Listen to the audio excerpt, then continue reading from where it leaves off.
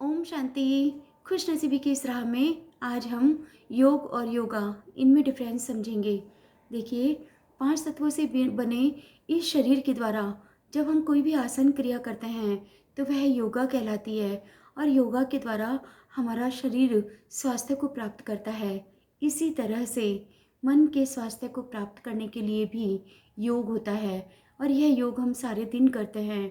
कभी हम बच्चे के साथ में माँ और बच्चे का योग, कभी पति और पत्नी का योग, कभी हम रिश्तेदारों को याद करके रिश्तेदारों के साथ योग, कभी ऑफिसर को याद करके ऑफिसर और कर्मचारी का योग, कभी परिस्थिति के साथ योग लगाकर और हम उसके साथ भी योग लगाते हैं।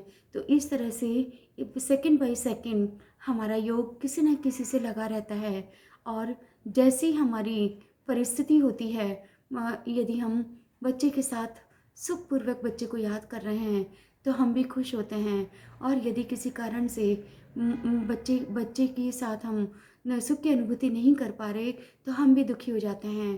तो इस तरह से हम बार बार मानसिक स्वास्थ्य को खोते जाते हैं और प्राप्त करते जाते हैं, खोते जाते हैं और प्राप्त करते जाते हैं। और एक समय ऐसा आता है जबकि हम खोते ज़्यादा और प्राप्त करते कम हैं। ऐसे समय पर परमात्मा हमको कहते हैं कि अपने को सत्य आत्मा समझकर इस देह की दुनिया से दूर और मुझ परमात्मा पर अपना ध्यान एकाग्र करो और मन से मेरे मेरे गुणों की महिमा करो तो वह गुण आप में चले आएंगे। परमात्मा का गुण है सत्य चित्त आनंद स्वरूप।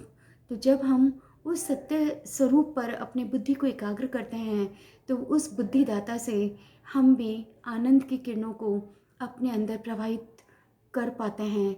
और उसकी ऊर्जा को जब हम अपने मन में लेते हैं तो हमारा मन भी आनंद से भर उठता है।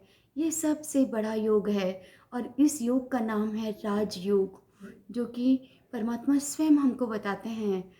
आप भी राजयोगी बने, अपने मन को परमात्मा पर लगाएं, अपनी बुद्धि को परमात्मा के सत्य स्वरूप पर टिकाएं और जीवन में अनंत खुशियों का और अनंत आनंद को पाएं। सदा आप खुश रहें।